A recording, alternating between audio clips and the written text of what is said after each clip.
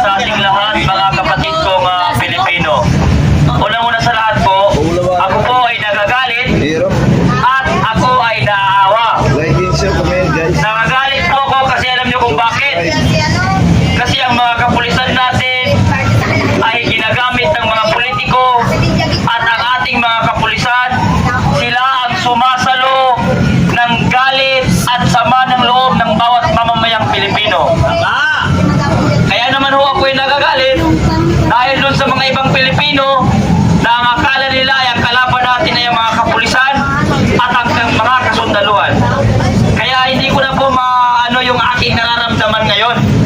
Lalo't nakikita ko na napakaraming Pilipinong naghihirap sa ating bansa na hindi man lamang masilayan, hindi man lamang bumubuksan ng mga politikong nakaupo ang kanilang mga bintana upang masilip at makita ang mga buhay ng Pilipinong kanilang nasasakupan.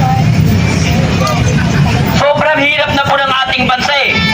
Sobrang naghihirap na po ng mga Pilipino. May mga Pilipinong natutulog na walang laman ng tiyan. May mga Pilipinong natutulog sa gilid ng mga kalsada. May mga Pilipinong kinikimkim naman nila ang kanilang mga sakit. Hinihintay nilang mamatay dahil hindi sila pwedeng madala sa ospital dahil wala silang perang pambabayad sa ospital. Kapag sila naman po ay pumasok sa ospital at nagpapa-ospital, kailangan pa po nilang pumila ni hindi sila maoperahan, ni hindi sila magagamot hanggang sila ay hindi magbayad o mag-down payment sa ospital na yun. Hindi yan po na-try ng mga pulis na yan eh. Hindi na na-try ng mga politiko na yan. Hindi nila nasubukan, naranasan ang mga naranasan ating mga Pilipino. Pag sila ay pumunta ng ospital, agad-agad ginagamot. Naka-private pa. Pero pag tayong Pilipino, tila ba't napakahirap? Tila ba't parang ginagaya tayo sa mga hayop?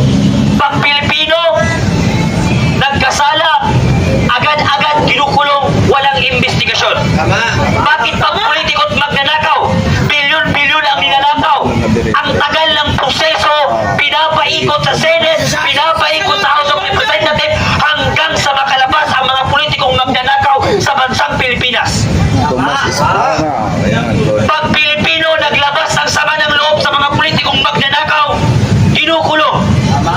Pag Pilipino lumalaban sa korupsyon, hinuhuli. Pero kapag yung mga naglalabas ng salupin, sila ay nagrally, kabataan lumalaban kontra korupsyon, mga magulang lumalaban kontra korupsyon, bakit sila ang inyong kinukulong? Bakit sila ang inyong dinadala at pinupusasan? Usasan nyo na sa Senado! Wala ba silang karapatan mag-rally?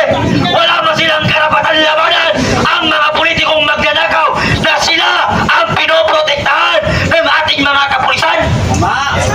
Hindi ba't marapat na ang inyong protektahan ay ang mamamayang Pilipino?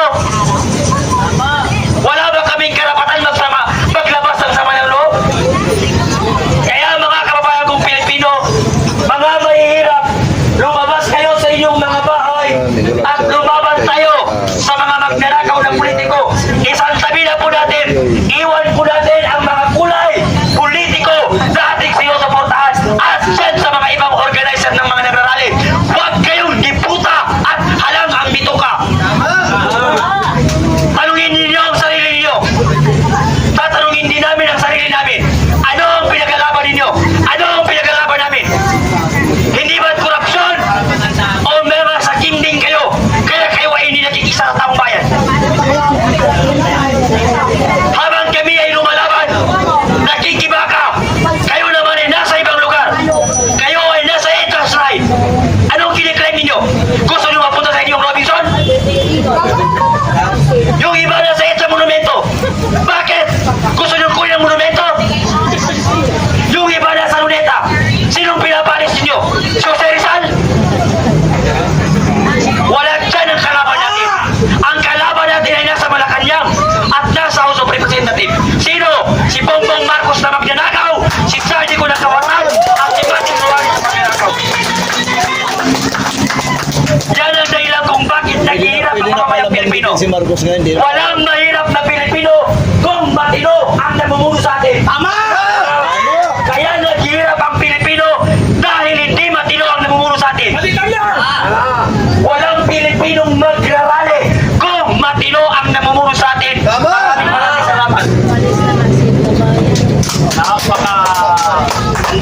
talumpatin ang ating kapatid na board.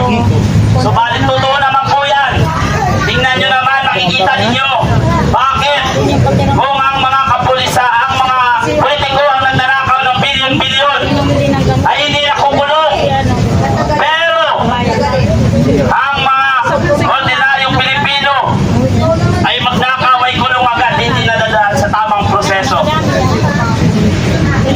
Ngayon po, aawit ulit tayo ng isang awit ng makabayan. Sabay-sabay po tayo. Sabay-sabay po tayo magkakanta. Ang bayan ko'y tanging ikaw, Pilipinas kong mahal. Ang buhay ko ay sa iyo'y ibibigay. Tungkulin ko'y gagampanan at lagi kang paglingkuran.